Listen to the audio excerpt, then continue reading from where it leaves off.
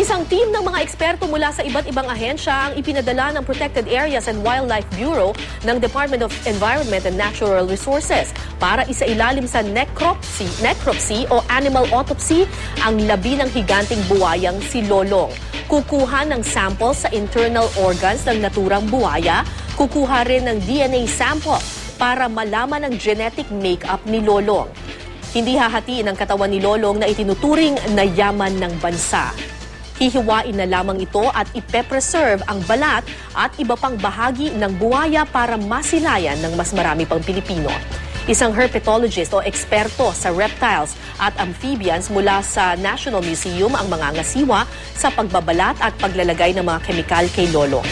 Pwede raw gawin sa Davao o di kaya sa Manila ang taxidermy process. Naniniwala naman ang grupong PETA na mas madaling namamatay ang mga hayop na nakakulong tulad ni Lolong kesa sa mga nakatira sa kanilang natural habitat.